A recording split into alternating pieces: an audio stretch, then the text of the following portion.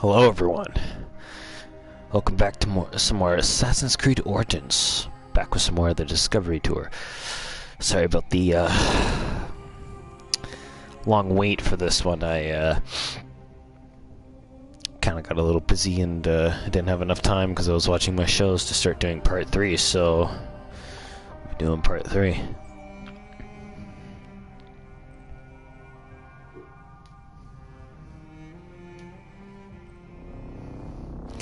Fortunately, what ended up happening was when I was last on the Discovery Tour, my progress got reset from the last 2 tours, so we're just gonna do the other 3 tours that I didn't do, and I'll do the last 2 later, or whatever. So, let's dive right in.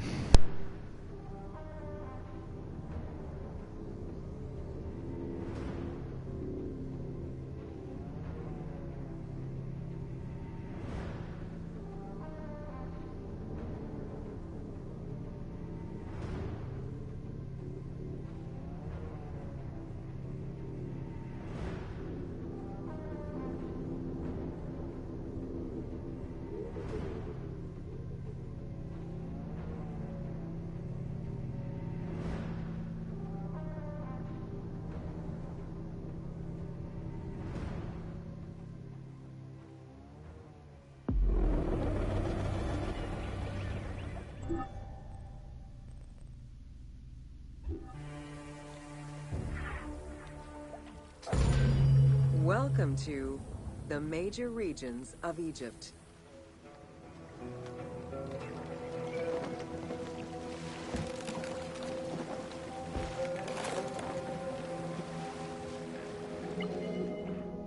Life in ancient Egypt was concentrated along the shores of the Nile and divided into 2 regions. Lower Egypt was situated on the Nile Delta near the Mediterranean, and Upper Egypt was at the south reaching into Africa. Due to its proximity to the Mediterranean, temperatures in Lower Egypt were less extreme than in Upper Egypt.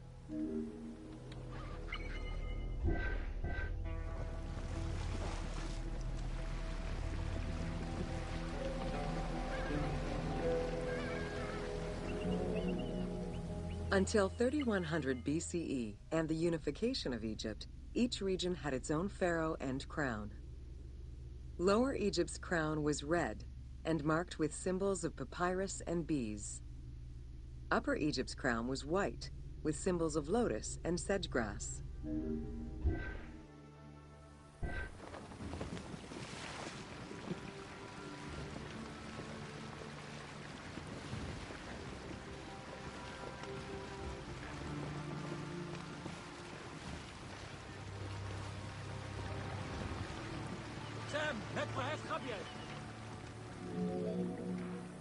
Both regions had competing major cities, most notably Memphis in Lower Egypt and Thebes in Upper Egypt. There were different religious cults in both regions, each worshipping their own major gods.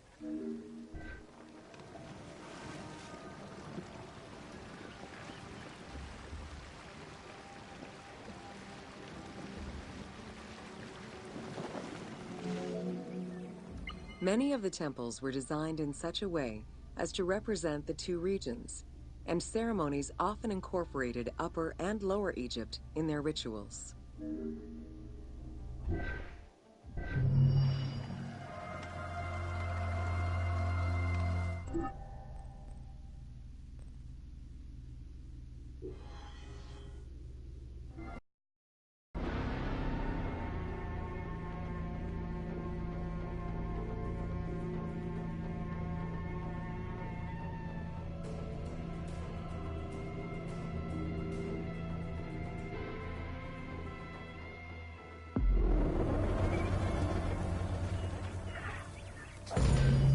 Welcome to Bringer of Life, the River Nile.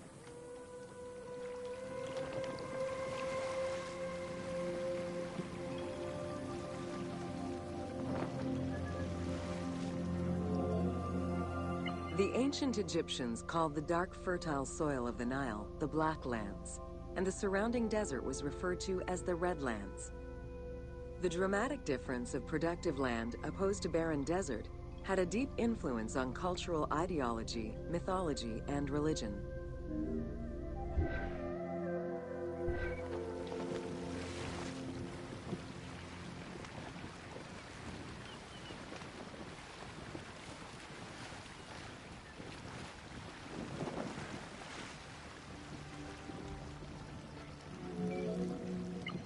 The Nile determined much of Egyptian civilization. For example, the seasonal cycle of the Nile was so consistent that ancient Egyptians created their calendar around it. The flood season, or Akhet, was when the departing floodwaters left arable soil for crops. It was followed by the growing and harvesting seasons, known as Peret and Shemu. These regular seasons, along with abundant wildlife and rich soil, meant that Egypt's denizens were able to nourish themselves and ensure their country's strength in trade.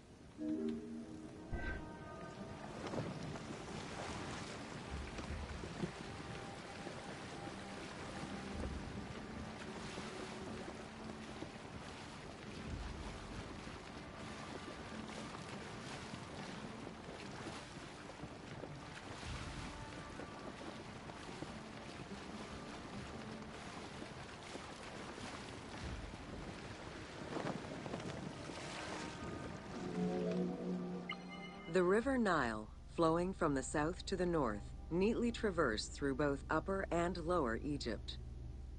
All of Egypt's major cities were built along this narrow ribbon of life. Protected by mountain ranges and deserts which acted as natural barriers to enemies, and sustained by the Nile's plants and wildlife, Egyptian civilization enjoyed economic and cultural prosperity for over 4,000 years.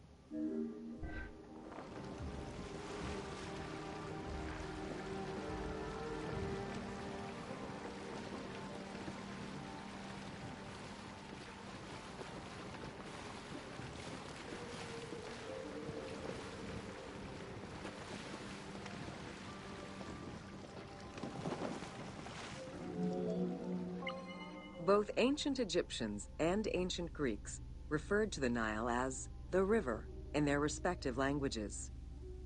Stretching a distance of over 6,700 kilometers, the Nile is one of the longest rivers in the world. It flows south to north, spanning 11 countries. The River Nile originates in the region of the Great Subequatorial Lakes, including one of the largest in the world, Lake Victoria near Tanzania.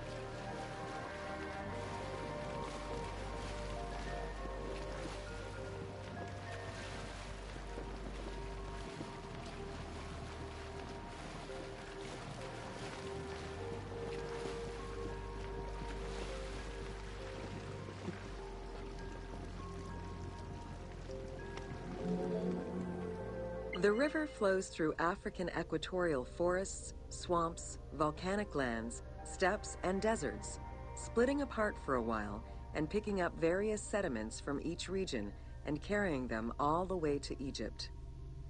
Its main artery, known as the White Nile, rejoins with the Blue Nile in Khartoum. This is where it weaves through rich deposits of silt and nutrients, carrying them along in its wake.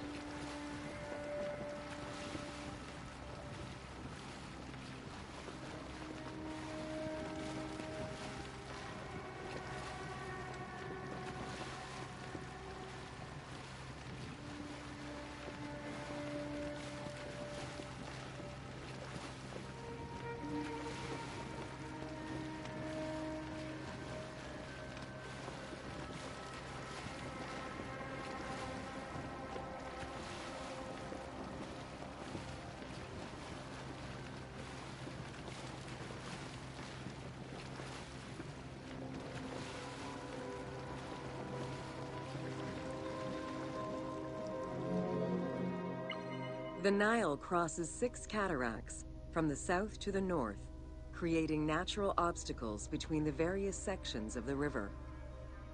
The cataracts are long zones of about 100 kilometers, where the bubbling and rapidly swirling waters advance tumultuously amid enormous heaps of rocks and benches of hard stone.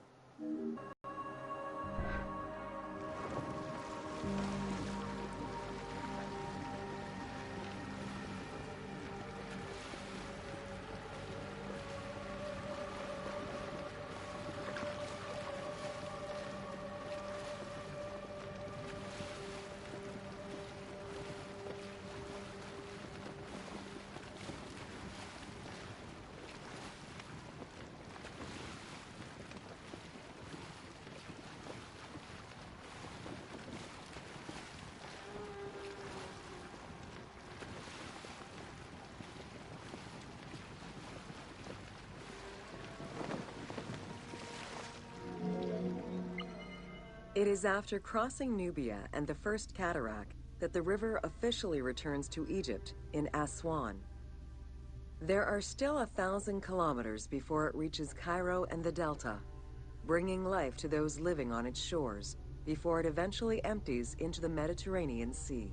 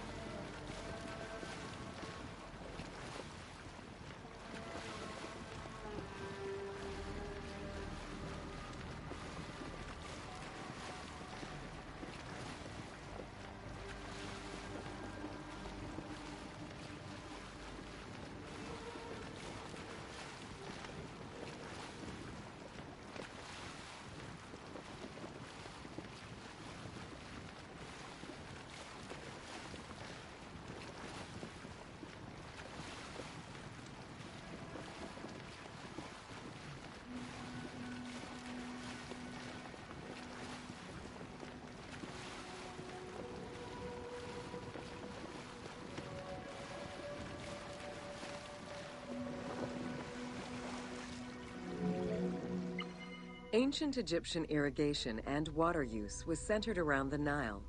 However, they also had access to streams and rivers, as well as several large lakes. The Delta, situated at the north end of the Nile, also known as Lower Egypt, is a large irrigated area where the river splits into several tributaries.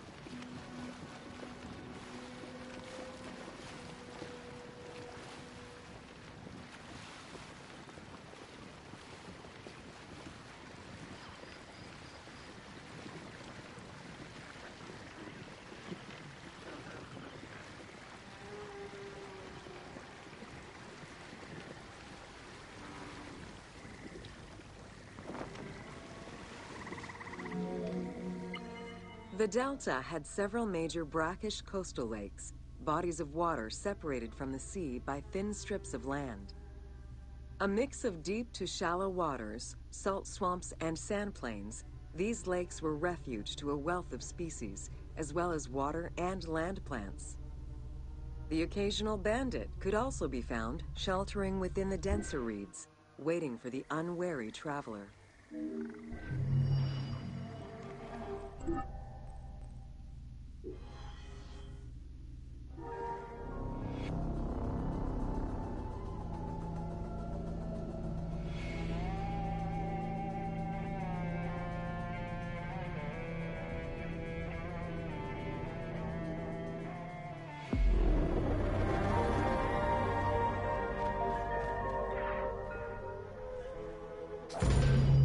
Welcome to Deserts of Egypt.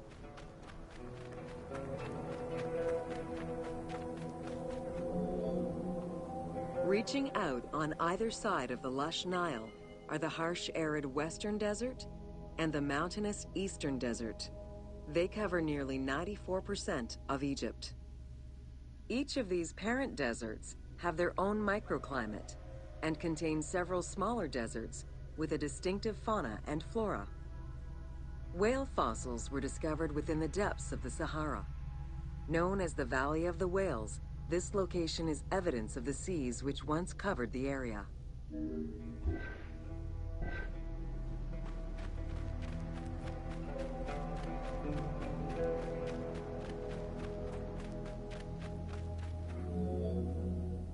The White Desert in the northeast of the Sahara owes its name to its white limestone soil, contrasting with the yellow sand.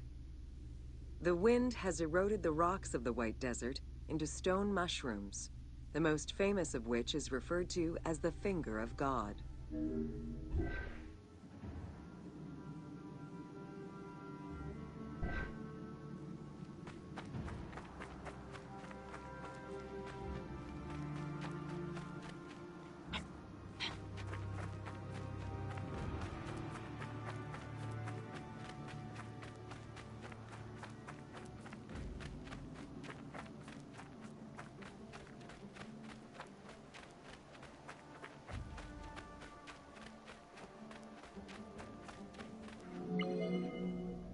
The Great Sand Sea is a large unbroken desert that reaches out through western Egypt and eastern Libya.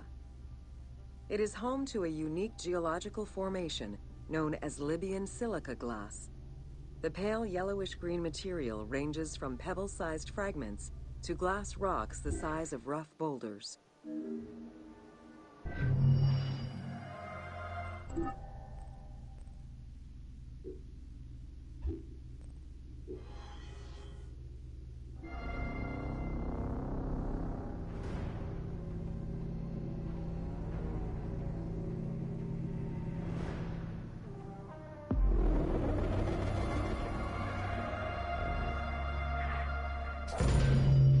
Welcome to the Qattara Depression.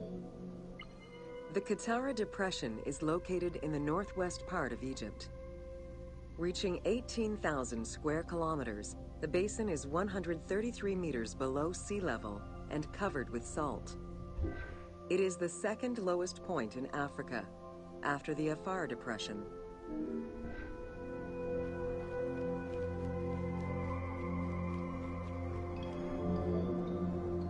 The climate is very arid, with average temperatures reaching 36 degrees Celsius. The famous Siwa Oasis is located on the protected southwestern region. Today, the Qattara Depression is utilized for oil exploration.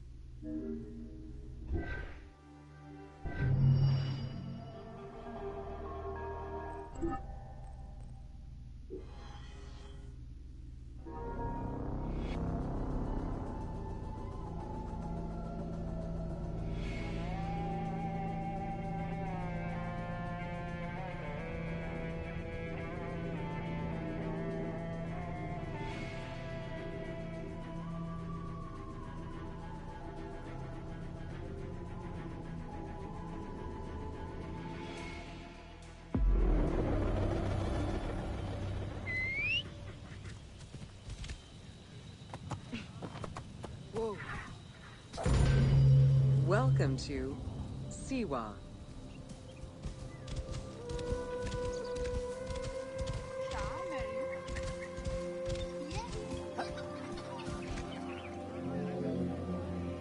The Siwa Oasis is in the western desert of Egypt. Geographically, the Siwan Oasis is located in a depression 20 meters below sea level. Its natural springs and warm climate aided in the bountiful production of date trees. Though clearly influenced to some degree by Egyptian and African culture, the area's isolation resulted in a unique society and language. While they worshipped the same deities, Siwan temple architecture differed from traditional Egyptian temples.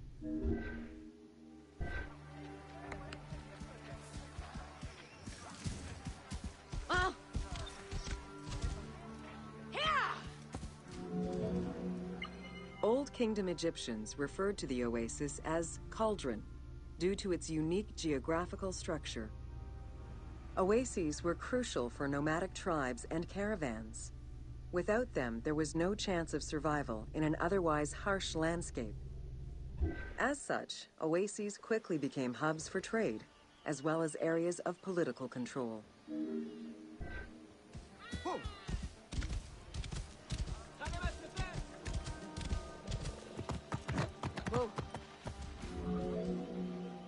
Because of the dry climate, there is very little rainfall to sustain the oases. Instead, underground rivers flood the natural basins. Since many oases have a north-south orientation parallel to the Nile, some geologists suggest they were once tributaries of the mighty river. There is evidence that ancient Egyptians attempted to create some oases.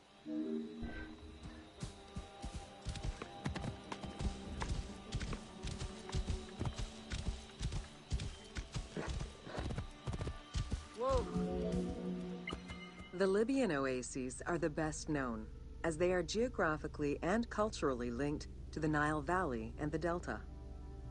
These western oases have a distinct geology from the other regions of Egypt. The most famous and important oases are Karga, Dakhla, Farafra, Baharia, and Siwa.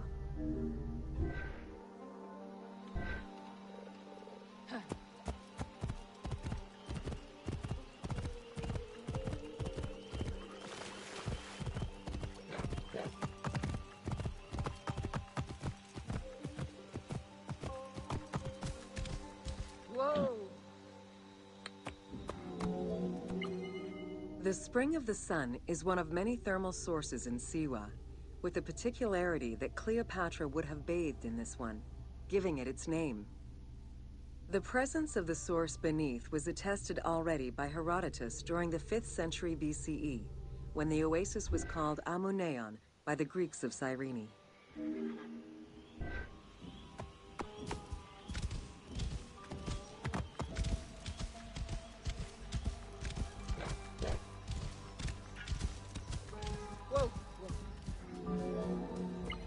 Oracles predicted the future, delivered omens that could be more or less obscure, and offered divine guidance.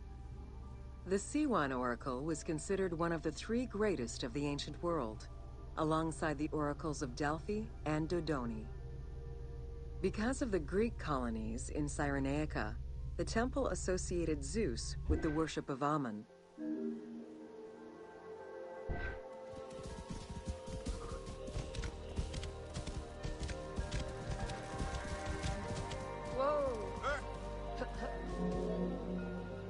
It is no wonder that Alexander the Great made the perilous journey to Siwa in order to consult the oracle, emulating the actions of mythical heroes such as Hercules and Perseus.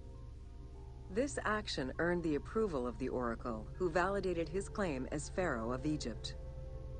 He was confirmed as the son of Amun, conferring upon him the most legitimate claim to date of all Egypt's foreign invaders.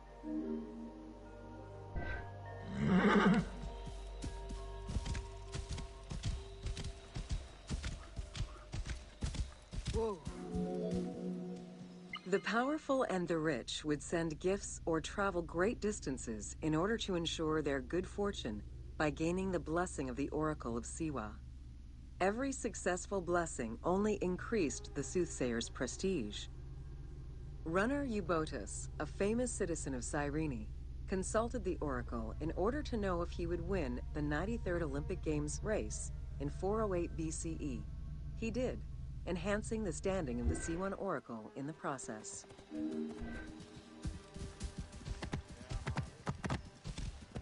Whoa. The Temple of the Oracle of Amun was built in the 6th century BCE by Pharaoh Amasis. In the game, its entrance is guarded by ram-headed sphinxes, the animal representing Amun. They were inspired by similar statuary located at the British Museum. Another option would have a Greek-influenced representation of Zeus Amun, a human-headed sphinx with horns. This representation of Zeus Amun was very popular in Siwa.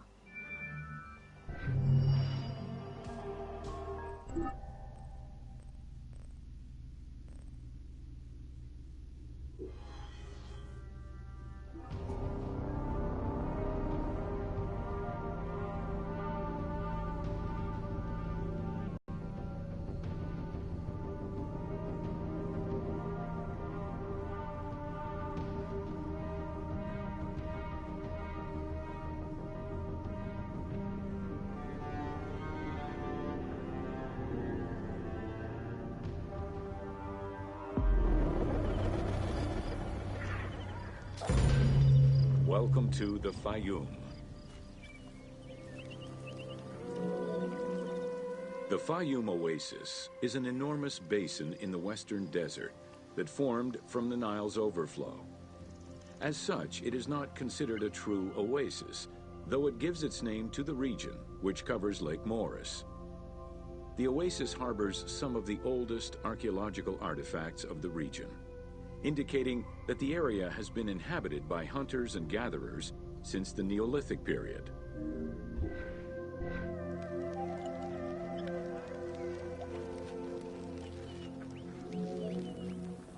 The Fayum Oasis drains into Lake Moeris, which was a large freshwater lake, but at some time became a saltwater lake.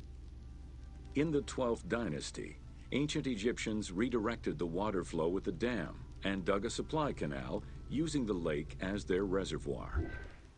Irrigation enabled them to continue growing crops of figs, grapes, and olives year-round.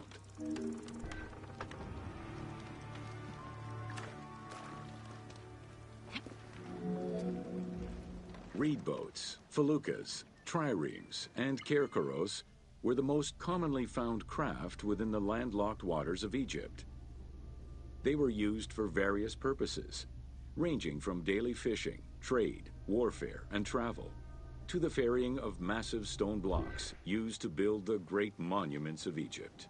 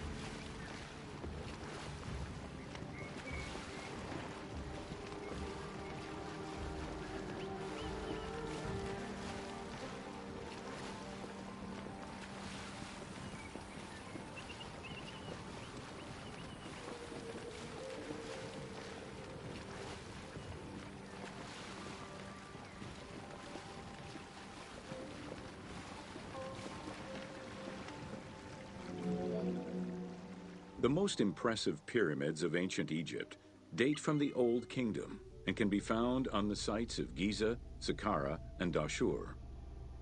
However, one particularly famous pyramid of the time is located elsewhere. During the Middle Kingdom, Some pharaohs chose the Fayum as their final resting place. One such ruler was Amenemhat III. His pyramid left a mark on the imagination of antique chroniclers. They referred to it as the Labyrinth, mostly due to the vast mortuary temple complex at the foot of the pyramid.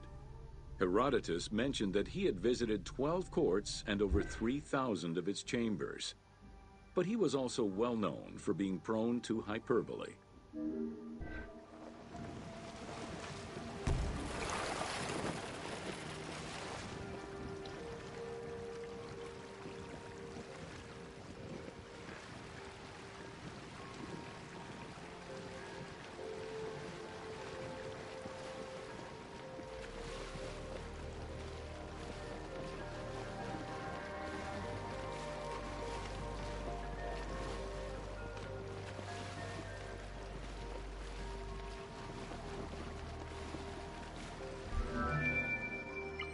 Amenemhat's pyramid was built with a brick core and covered with stone slabs, designed to be impenetrable.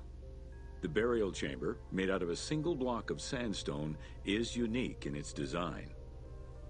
Richard Lepsius and Flinders Petrie both explored the pyramid site, measuring 385 meters by 158 meters, and identified it as the location of the labyrinth.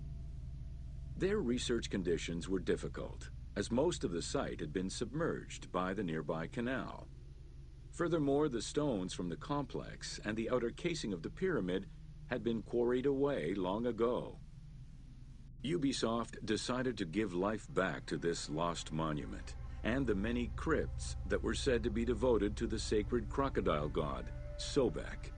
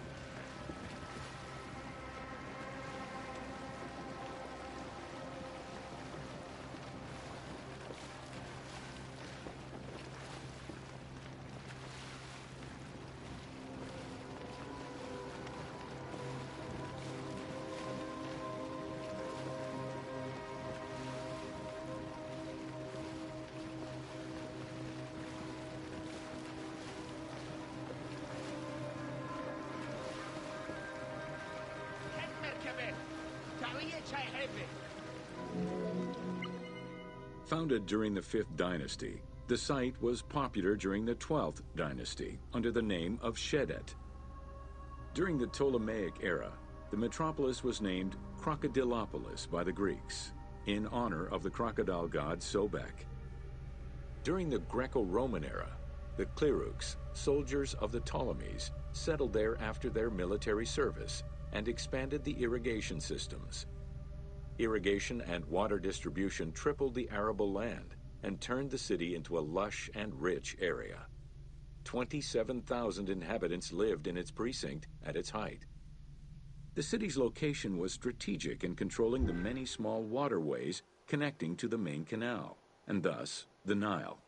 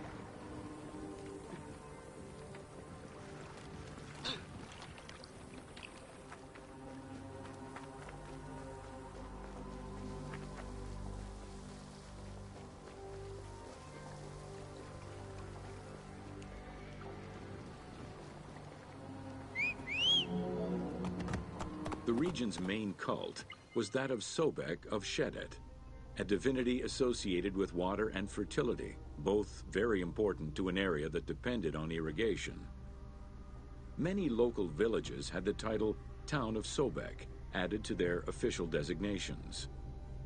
During festivals, ancient Egyptians recited hymns to Sobek, asking for his divine intervention. Greek settlers and later Romans would help the Temple of Sobek's economy to flourish by adopting the local embalming mortuary rites. Their sarcophagi were beautifully painted and adorned with amazingly realistic portraits.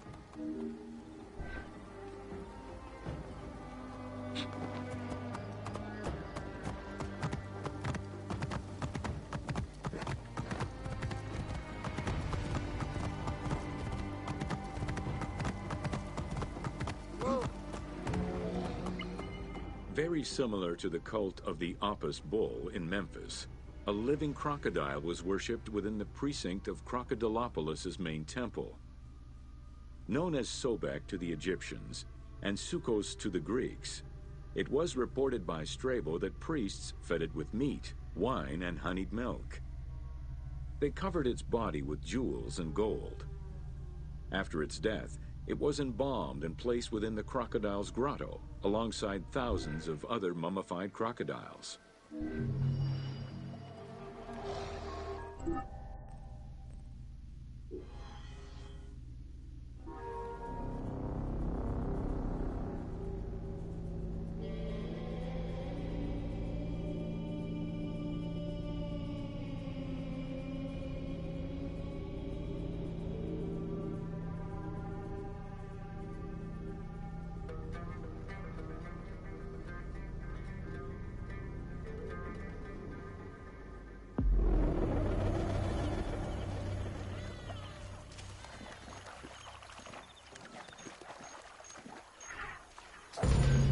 Welcome to the city of Memphis.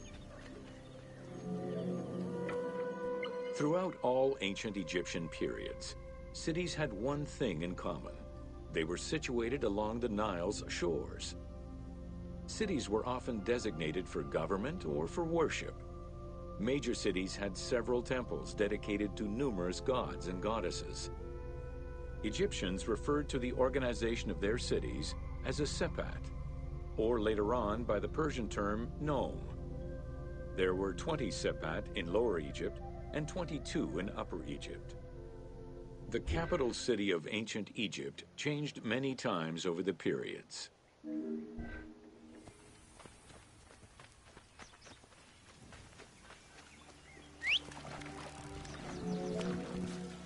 One of the largest was Memphis, located in Lower Egypt. It was a key center for religious temples, including their most important deity, Ptah, god of creation. Thebes, located in Upper Egypt, competed with Memphis and featured as both a political and a religious center. Two important temples, Luxor and Karnak, were built there. A minor capital of the Saite dynasty was the city of Sais. This was the last native Egyptian capital of Egypt.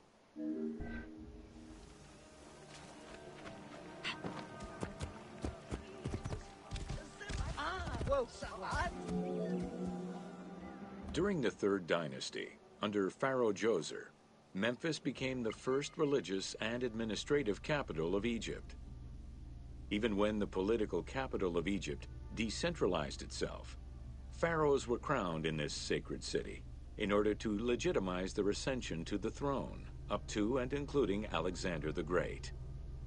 Though little remains today save ruins south of Cairo, we can guess at the structure of the city, which stretched up to 5 kilometers in length and 2 kilometers in width.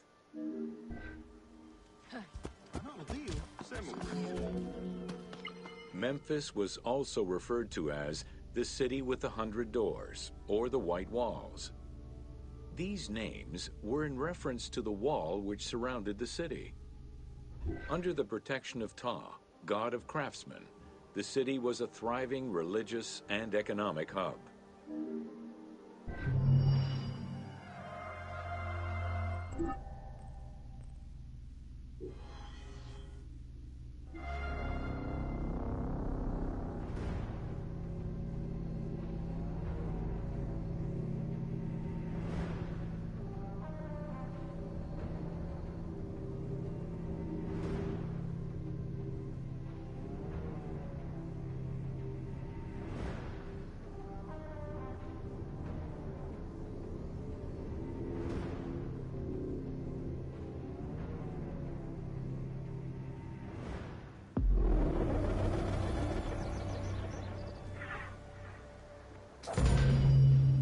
Welcome to Rediscovering Egypt.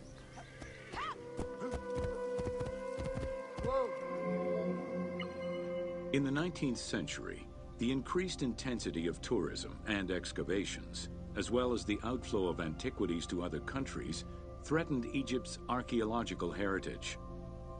Egyptians took part in this destruction by ransacking sites for artifacts to sell, quarrying stones from ancient monuments, and removing sebak to reuse for their own purposes.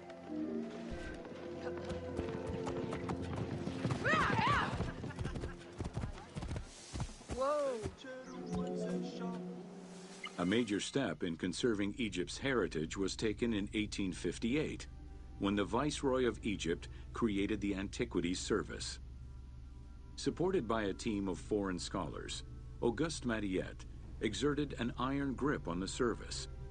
He carried out his work across Egypt and into Nubia, intervening on almost every major site. Aware of the necessity of keeping unearthed artifacts in Egypt, Mariette requested a museum be created for that purpose in 1858. This museum was the ancestor of the Egyptian Museum.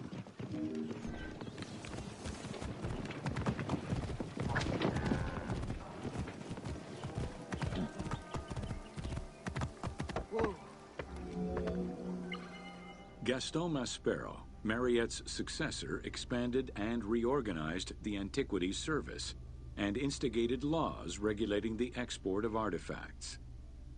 French scholars ran the service until it passed into Egyptian hands in the 1950s. As of the mid-19th century, Egyptology was fast becoming a recognized discipline within both private institutions and learned societies.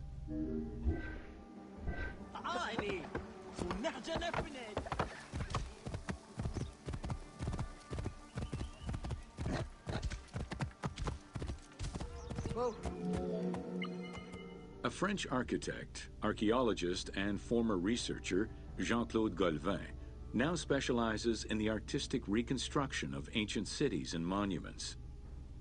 To date, he has created more than 800 drawings, which include 3 volumes focusing on the reconstitution of ancient Egypt. His work is exquisitely detailed and can be found in books and museums around the world.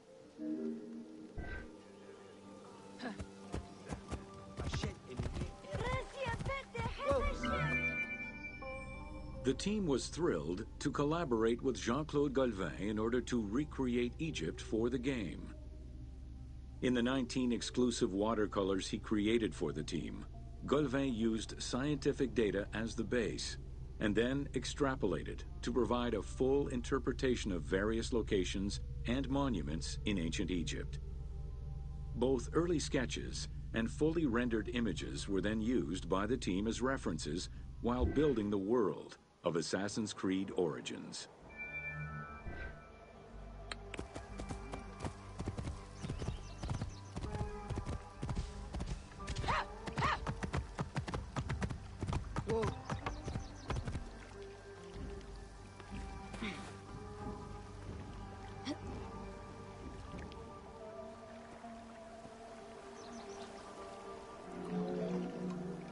Although ancient Egypt's rich religious culture and its mortuary monuments continue to be investigated, the modern discipline of Egyptology has shifted focus.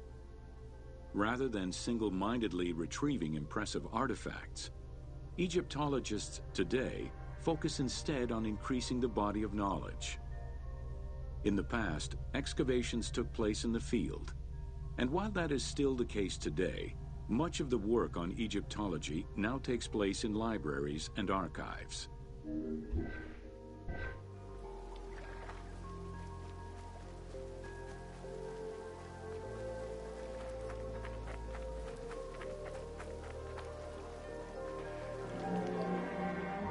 Today, archaeology in Egypt relies on an interdisciplinary approach, where traditional Egyptologists are helped by a wide spectrum of scientists from other disciplines and new non-invasive techniques. GPS data, satellite imaging, and ground-penetrating radar allow archaeologists to gain a sense of what lies underneath the ground before excavating.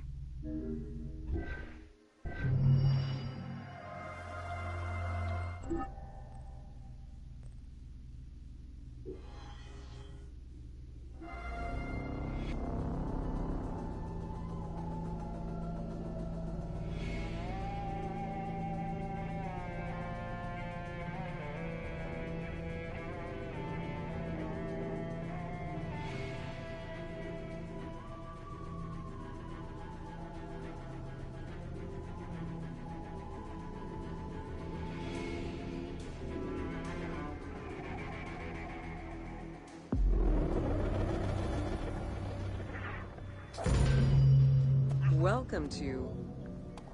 Natron is a colorless salt that was used by ancient Egyptians for food preservation, cleansing products, and glass making. It was also used in the mummification process.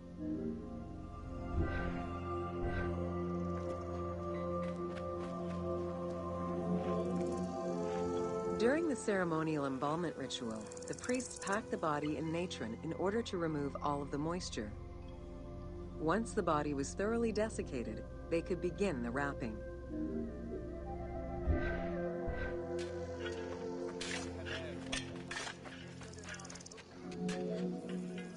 Natron was mined in Wadi Natron. The main mining methods involved either cutting slices out of the lake bed when it was dry, or raking through mineral-saturated water to gather the mineral salts during the floods.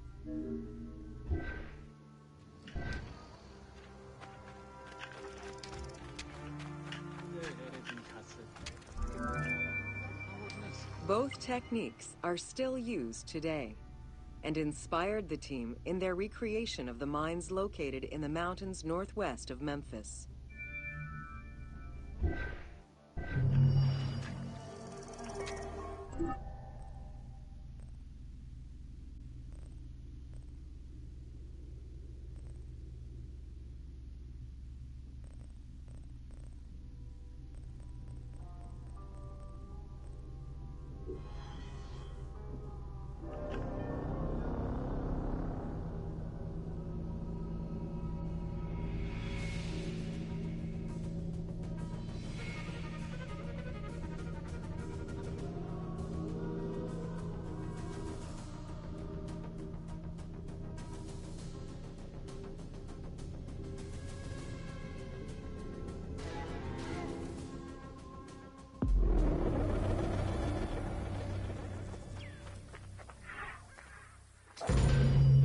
Welcome to Fauna of Ancient Egypt.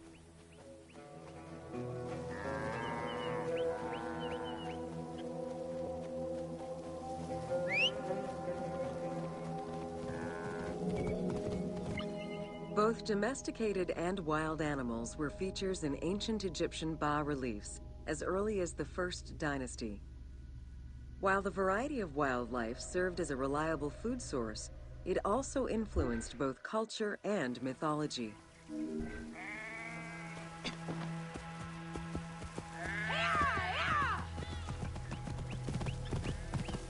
Whoa! Egypt's terrain allowed for a diverse range of animals, including panthers, rhinoceroses, elephants, and many variations of antelopes.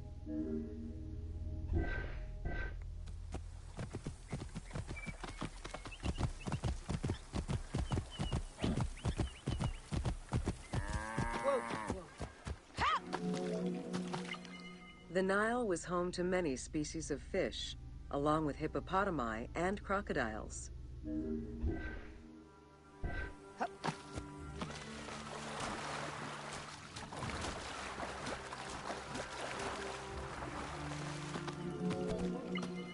The wide variety of birds that populated the riverbanks, from raptors and waterfowl to songbirds, were all cataloged within Egyptian hieroglyphic signs.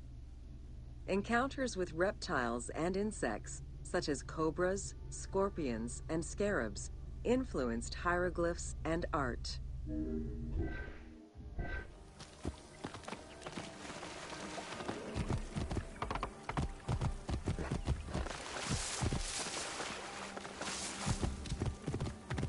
Whoa.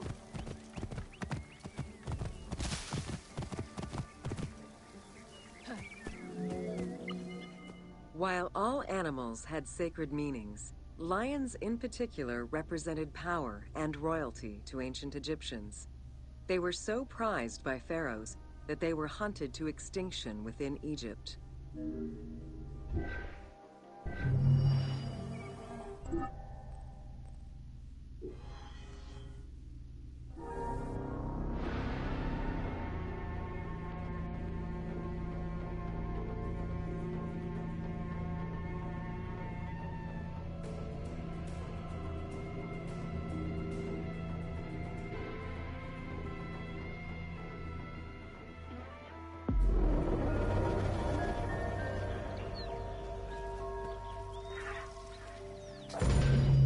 Welcome to Flora.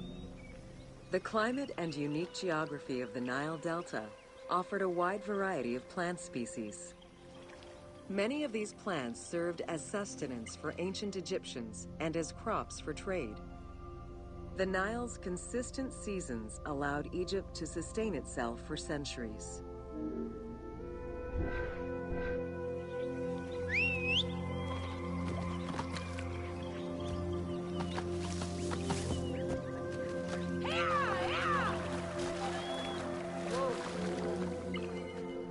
Possibly the most useful of the plants was the papyrus. This tall sedge plant grew in abundance along the water's edge of the Nile. Commonly known for its use as paper, the ancient Egyptians found many other functions for it, including rope, sandals, and mats. Papyriform boats made from the plant are seen in paintings and reliefs, and were used in ritualistic ceremonies.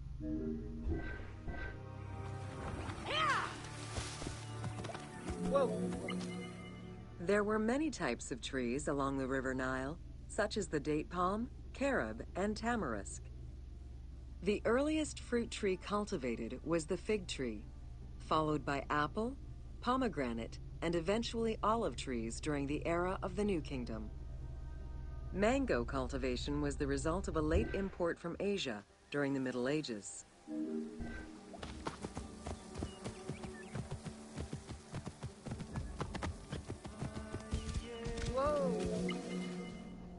Some trees were associated with gods, such as the acacia with Horus.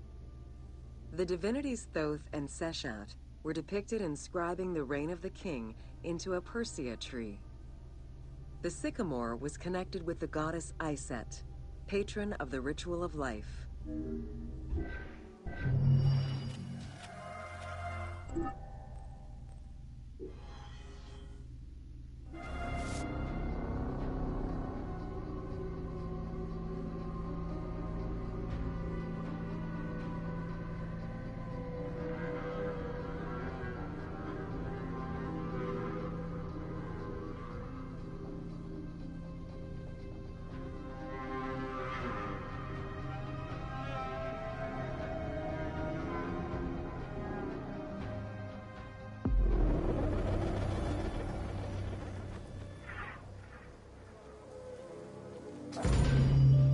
Welcome to Ancient Egyptian Hieroglyphs.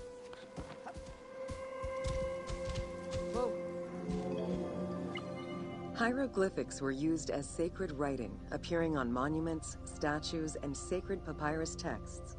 The earliest symbols that resemble hieroglyphs were on pottery dating back to 4000 BCE. This stylized form of signs and drawings was the only writing used from its ancient origins to the end of pharaonic history. Ancient Egyptians referred to hieroglyphs as the writing of the gods.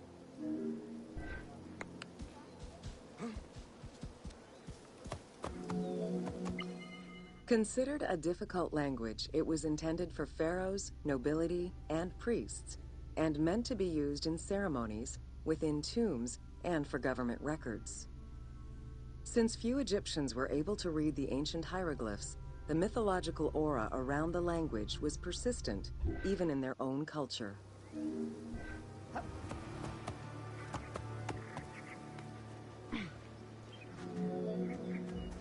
The structure of hieroglyphs offers insight into Egyptian culture, not just in what the translations say, but in the structure of the symbols themselves.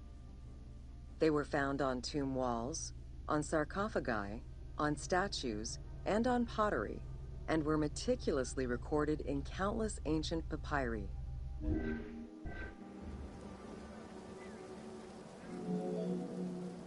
In many temples, priests would perform rituals and daily offerings. These were accompanied by hieroglyphs used as spells. In tomb paintings, the hieroglyphs are represented with formulas to recite. These spoken words were meant to be spells which would allow the deceased to benefit from the offerings for all eternity. Spells and offerings were also written for the living, to enhance medicines and cure illnesses.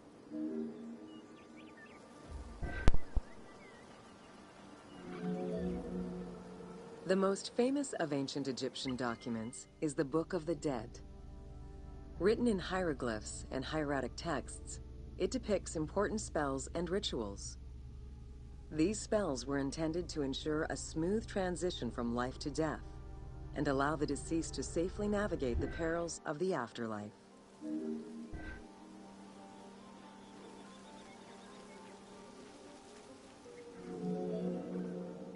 Even after it was deciphered, the reading of hieroglyphs remained difficult at times due to the many directions in which they can be read. Depending on the orientation of the signs, hieroglyphs can be read left to right to left, horizontally or vertically, though never bottom to top.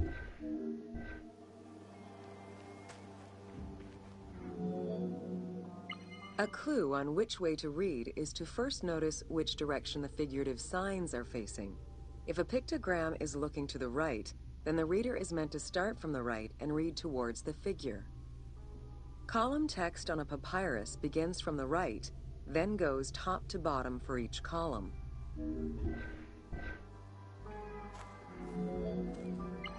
Text written on tomb walls resembles the structure of a page from a comic book. The text can be placed in front, behind, or above the character, and its symbols look in the same direction as the character. Another clue is that the name of a god or hieroglyphs meaning gods or kings are always written before the descriptive text. Compared to alphabetical languages, Egyptian hieroglyphs have more symbols. Confronted with the absence of vowels, the Egyptians invented a category of signs. When placed at the end of words, these signs help inform its meaning. For instance, a drawing of a lion will refer to a lion and also relate to the abstract concept of a lion as something dangerous or powerful.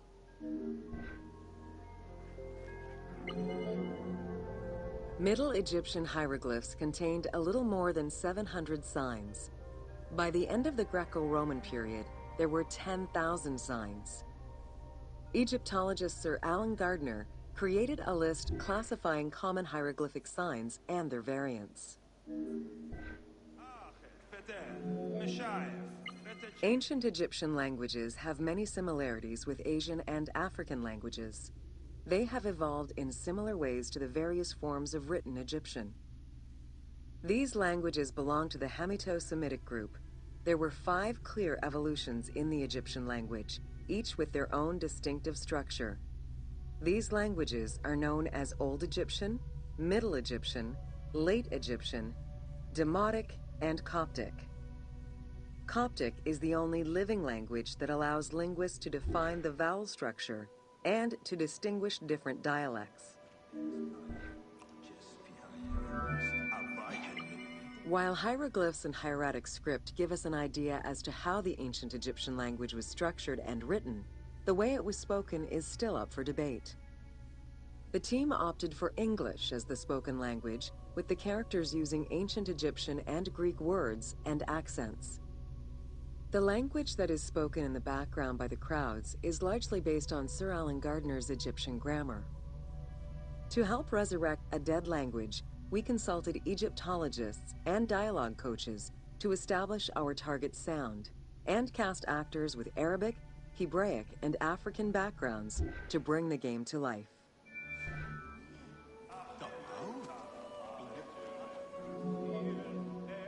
After Alexander the Great's arrival in Egypt and the establishment of his reign, Greek became the language used by the governing bodies. The inability to read hieroglyphs caused resentment among the Greek population. It's from this tension that the Rosetta Stone was created. The spread of Christianity ended pharaonic culture and resulted in the destruction of its pagan monuments. This also marked the end of hieroglyphic writing and understanding.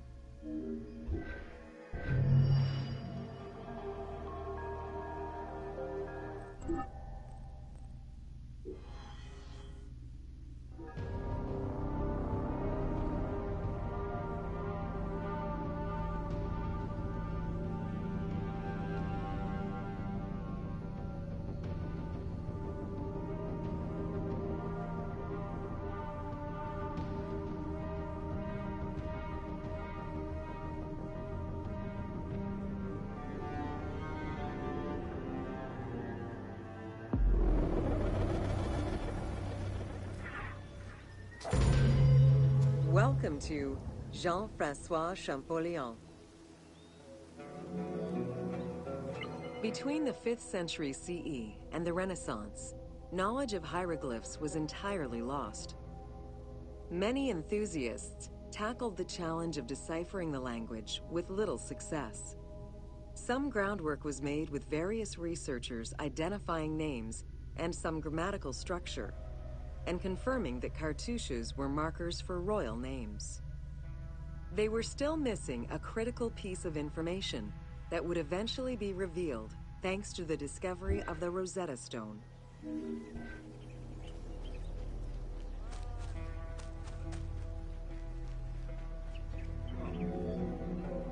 The Rosetta Stone was found in 1799 by Bouchard, a soldier in Napoleon's army. The stela dates from 196 BCE, written in ancient Egyptian and Greek with 3 scripts: hieroglyphics, Demotic, and Greek alphabet. Following the defeat of Napoleon Bonaparte in 1801, the English took possession of the stone. It has been at the British Museum since 1802 and remains the most visited object of the museum to date.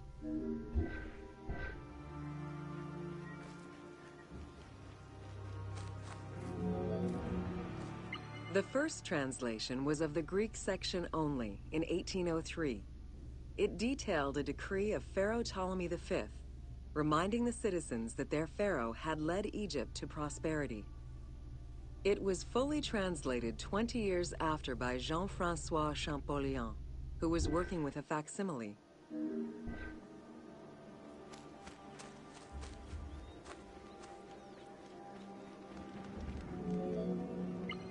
Through his studies of the stone, Champollion was able to make a critical observation that would unlock the whole mystery: that hieroglyphics were not only ideograms, but also phonograms. Hieroglyphs consist of phonetic glyphs, single characters, and logograms. Essentially, they are a combination of phonetics, alphabet, and full words, which in total form a language.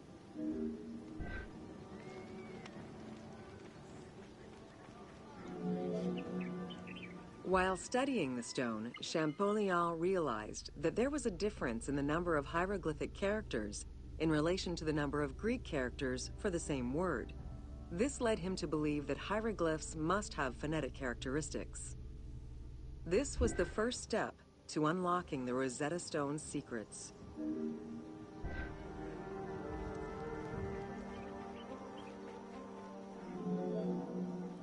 To prove this theory, Champollion began identifying Egyptian rulers' names and then compared their phonetic pronunciation to the Greek version. For example, Cheops had been the Greek name given by ancient chroniclers to the owner of the Great Pyramid, Khufu.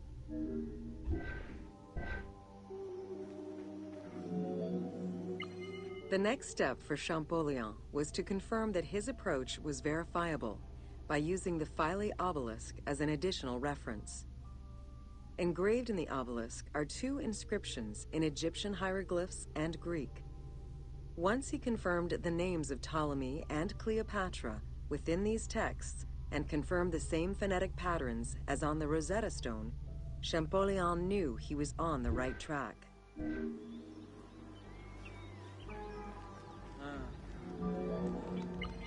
Champollion had already mastered several ancient languages when he took on deciphering the Rosetta Stone. He used his knowledge of Coptic to identify the solar disk hieroglyph on the obelisk as the phonetic translation of Ra. Further translation only strengthened his conclusion. Egyptian hieroglyphs encompass the alphabet in both phonetics and determinative ways, which means that the symbol represents the word itself.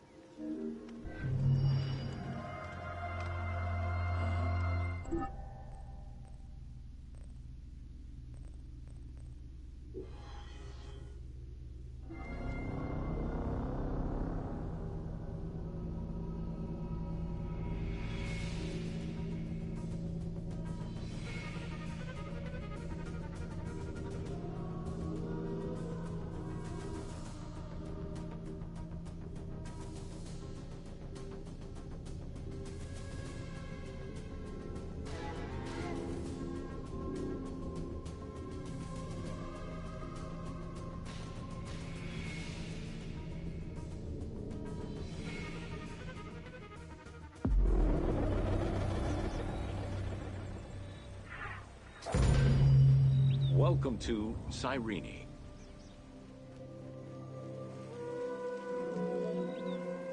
Cyrenaica stretches across the coast of northwest Africa.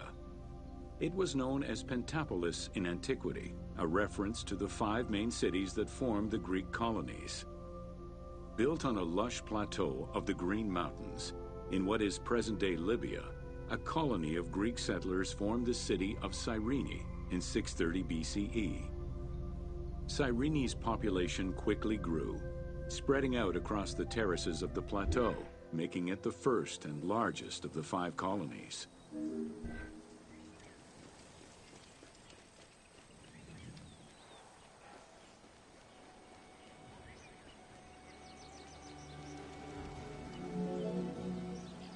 The city of Cyrene was founded by Batos Aristotle, guided by the Oracle of Delphi. Overcrowded and suffering from drought, Batos's home island of Thera could not sustain its citizens. Batos consulted the oracle, who told them to journey to the North African coast in search of arable land. A series of kings reigned over the city in the first 2 centuries. However, rebellion eventually ended the monarchy, and henceforth the city was governed by the aristocracy.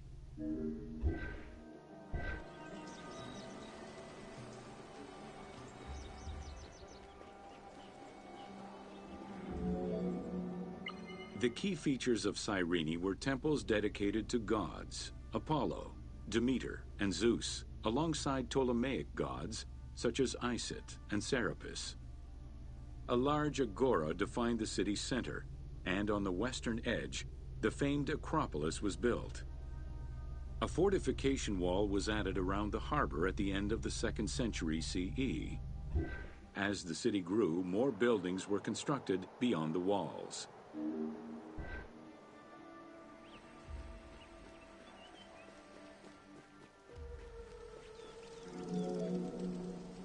Under Roman influence, Cyrene became an economic powerhouse, rising in status throughout the Mediterranean. Cyrene's school of medicine rivaled all others except for that of the Greek city Kos. Some of the great minds in ancient math, astronomy, and geography were born or established in the various schools of the city, which included an institute of philosophy founded by Aristippus, a pupil of Socrates.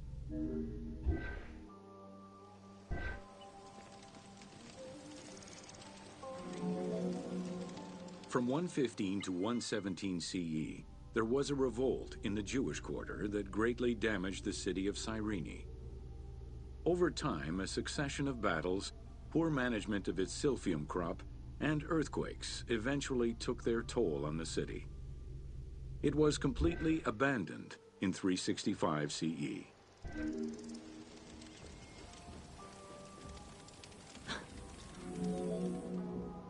The nearby port of Apollonia was an ideal location, with its natural cove, sheltered by 2 islands and rocky inlets. Along with a lighthouse, the port was later equipped with quays and warehouses to accommodate the increased shipping traffic.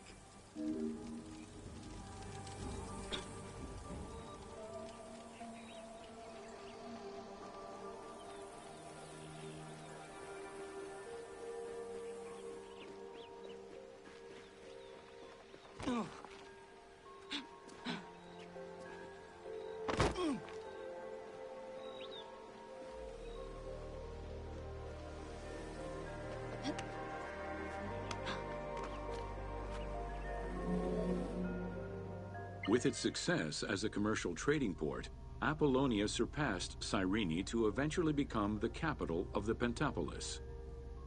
A number of earthquakes gradually shifted the city, causing many of its original structures to sink.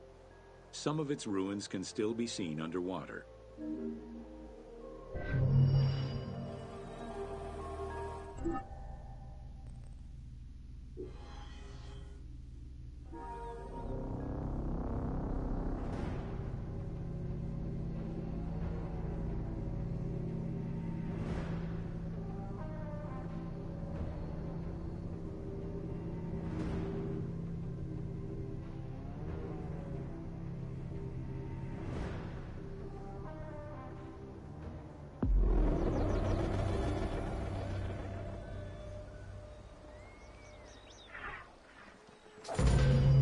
Welcome to the Agora and Thermal Baths.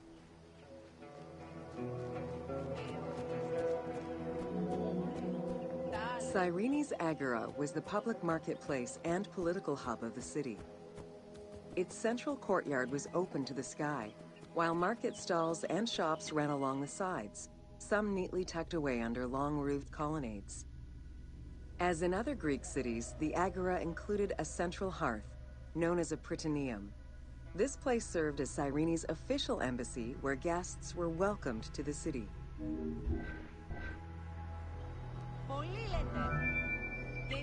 An unnamed statue representing naval victories was the centerpiece of the Agora.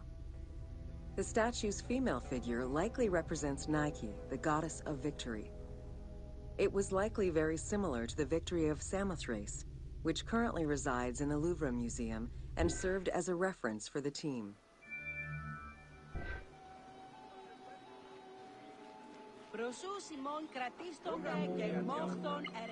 The Cyrene Agora also displayed many temples and monuments celebrating its founding king, Batos, and the city gods. There were 2 altars associated with the Temple of Apollo and a marble statue base dedicated to the goddess Libya.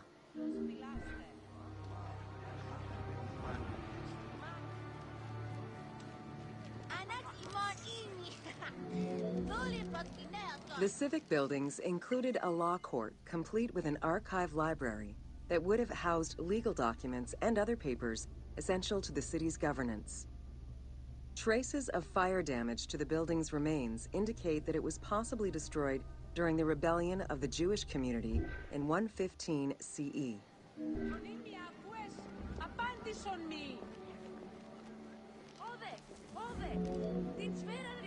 Public baths were common in Roman and Greek cities, and Cyrene held true to this tradition. 2 thermal baths from different eras were discovered among the ruins. An inscription at the entrance of one of the baths is presumed to be attributed to the owner. It dates the building to the Hellenistic period.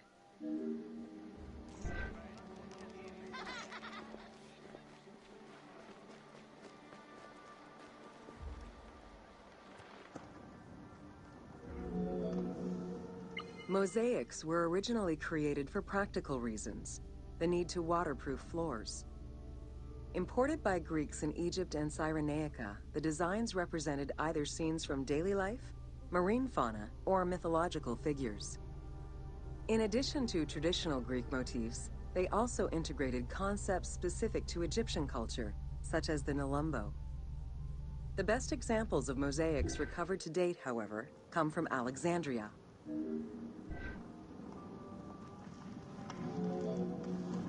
The Cyrene baths were fitted into an underground tomb dated somewhere between the 8th and 6th century BCE. Bath seats were carved directly in the rock, allowing for more comfortable ablutions. As with many of the public buildings, the thermal baths were elaborately decorated. Statues such as Aphrodite and Eros the Archer were discovered within.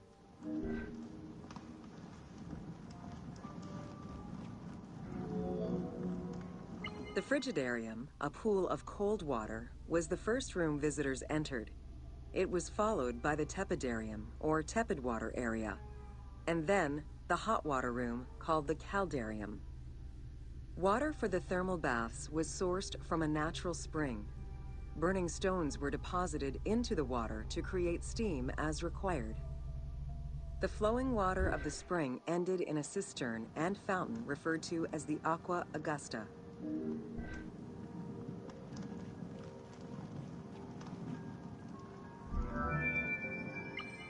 Later Roman baths were built under Emperor Trajan and then restored under Hadrian. After the earthquake of 365 CE, they were replaced by baths of Byzantine design, with stones from the old thermal baths used in the reconstruction. The team relied on documentation describing the baths built under Trajan in order to create the location available in the game.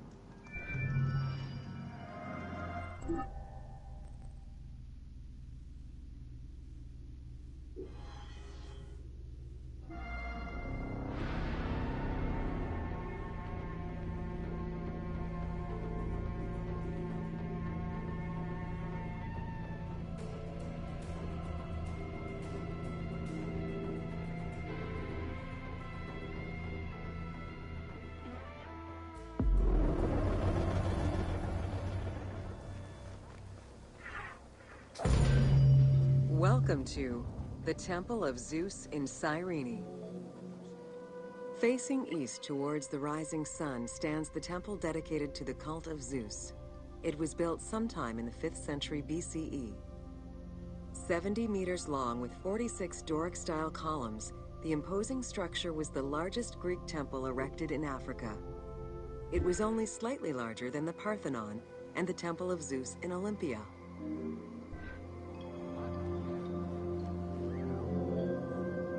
The exterior was designed with the decorative elements common to Doric architecture. The dimensions of the columns were different, giving visitors an impression of uniqueness when viewing each facade.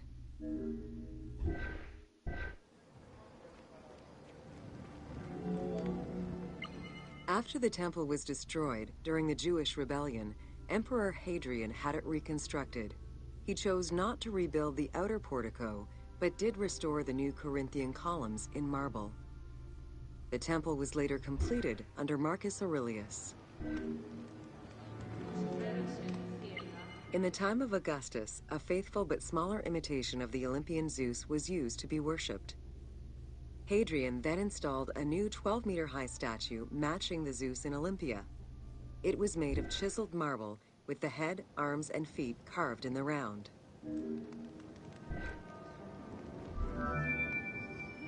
Archaeologists confirmed that there was a monumental statue of Zeus in this temple, though experts remain divided on whether it was one of Zeus or one more specific to the cult of Zeus Ammon.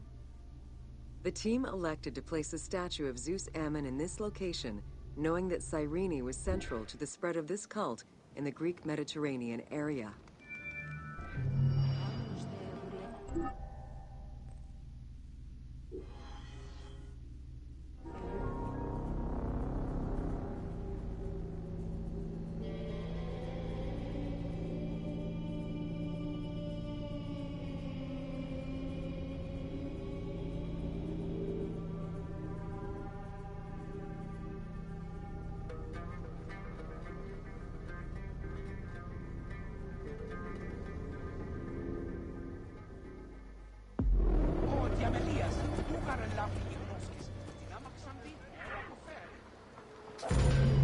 Welcome to Important Monuments of Cyrene.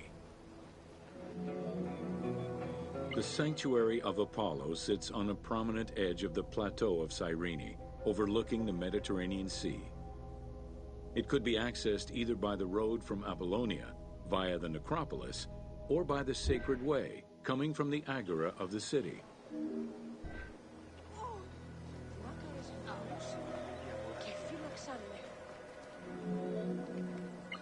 The abundance of temples and statues throughout the city reflect the various Greco-Roman and Egyptian cult influences over the centuries. Temples dedicated to Apollo, Cyrene, and Zeus stood alongside those of Ptolemaic gods, such as Serapis and Isis. Numerous fountains were decorated to represent other gods, including the city's namesake, Cyrene.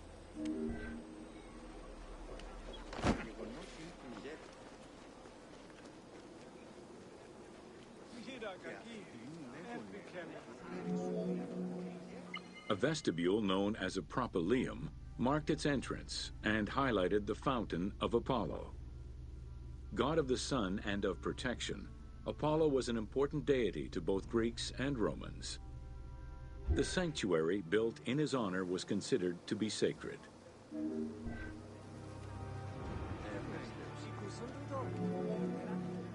The imposing temple was built on a natural cornice, stretching more than 200 meters in length and roughly 50 meters in width, and was surrounded by a vast Doric colonnade. Sections uncovered by archaeologists indicate restorations to the columns were made between 115 and 116 CE.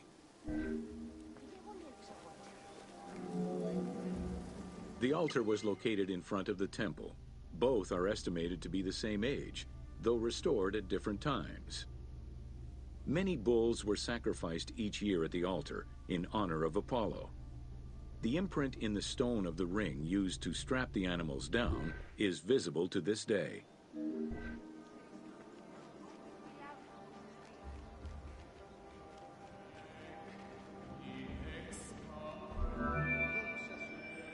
Carved during the Roman era, the Apollo Cytharide was discovered near the temple.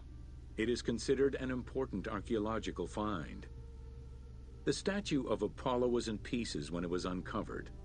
Remarkably, most fragments were found, and the restored statue is currently at the British Museum. The team extrapolated the statue's final look based on the current partial reconstruction and placed it inside the temple to reflect the patron deity of the area.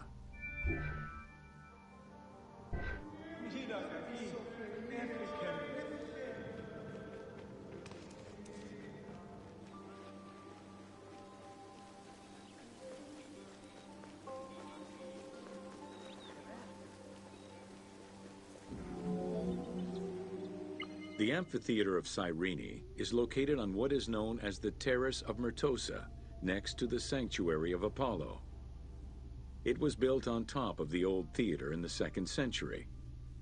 Originally used as a stage, the theater became an amphitheater once the taste for Roman gladiatorial entertainment reached the city.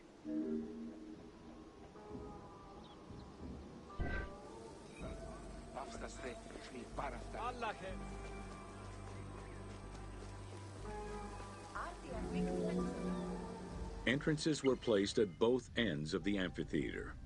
A wall replaced the first 2 rows of bleachers as protection from the array of wild animals in the ring. The tunnel used for the parade of beasts and gladiators circled the arena, unlike the Roman Colosseum's tunnel, which was beneath the amphitheater. The basement and corridors accommodated both the gladiators and the animals, and included lifts that raised the traps into the arena's center.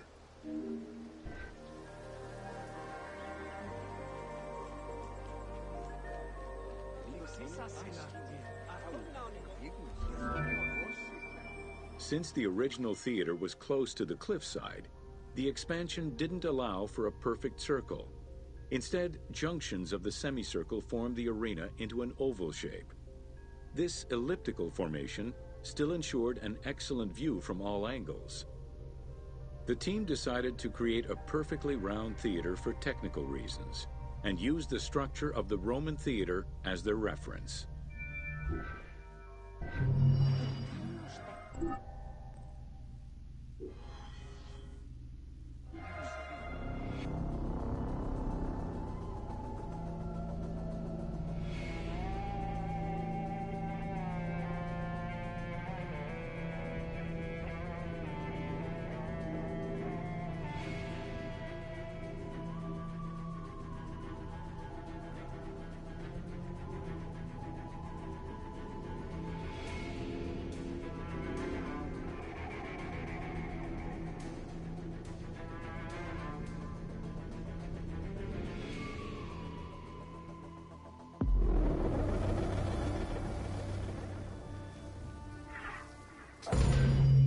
Welcome to the Acropolis of Cyrene.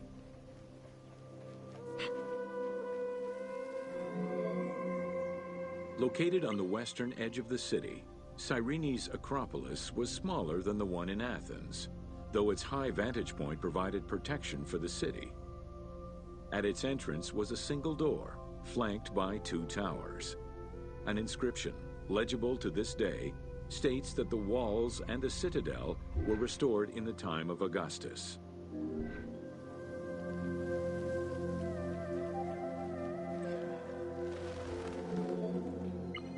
A number of statuettes have been excavated from the site, including one of Berenice, the daughter of Magus, the king of Cyrene, and half-brother of Ptolemy II. At the northeast tower, there is a sanctuary consisting of 2 small temples with a vestibule and an altar believed to be that of Serapis and Isis. When the temples were excavated, archaeologists found traces of fire damage. However, there are no indications as to when this fire occurred.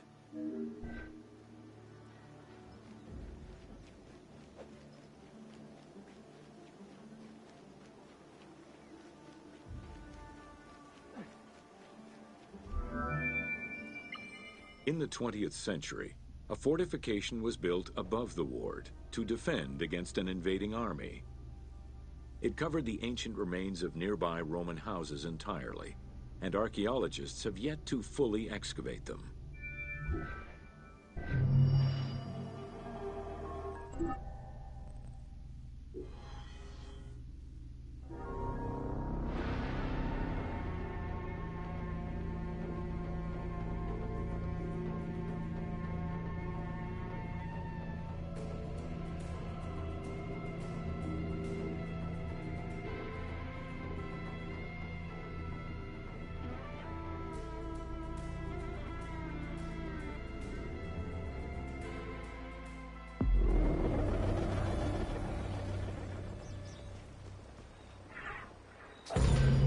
Welcome to the Gladiator Arena. While gladiators would not perform in Cyrene until later in the Roman era, the team decided to include a gladiatorial arena for two reasons. First, they believed it was important to portray this aspect of Roman life. And second, they felt it would add interesting gameplay possibilities.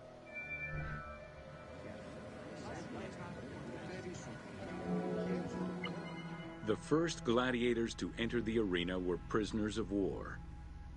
It was a spectacle of violent clashes between men and against wild beasts that lasted nearly 1,000 years.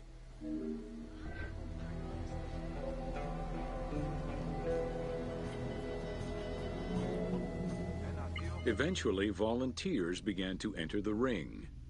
For status and money, many of the more skilled combatants increased the quality of the entertainment. Thus, the profession of gladiator came to be. Bound by contract to the master of the gladiators, the fighters were fed, trained, and guarded in barracks.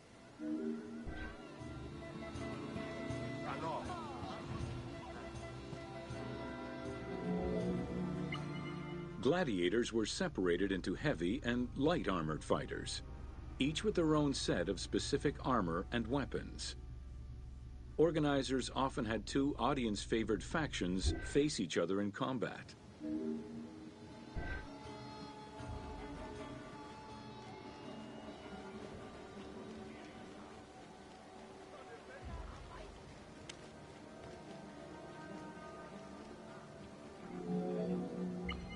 The events were highly organized. Fights were held with a background of music and supervised by a referee. Death, either in the course of combat or by decision, was not always the only way out for the loser. Several were released due to their performance and gained great notoriety as celebrities.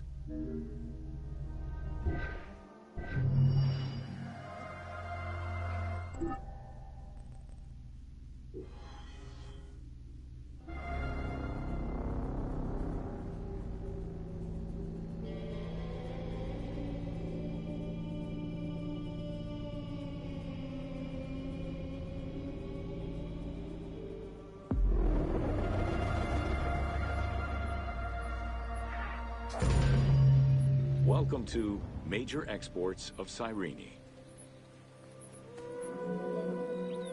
Cyrene's main source of economic wealth was in the cultivation and export of poppies and silphium. Though the opium oil from the poppies was also an export, little is known about this crop. Information about the cultivation of silphium, however, is more accessible to us.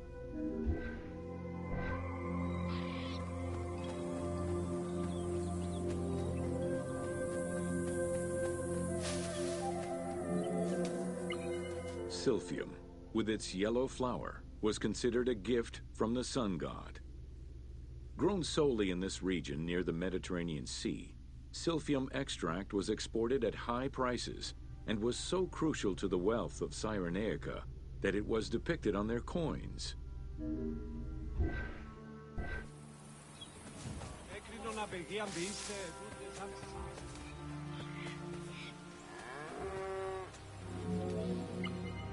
Silphium's roots produced a resin used by both the Greeks and Romans in medicines intended to cure cough, fever, indigestion, and many other ailments. It was also used as a contraceptive. In a compilation of culinary recipes from the 4th century BCE, the herb is mentioned in various recipes, including a flamingo dish.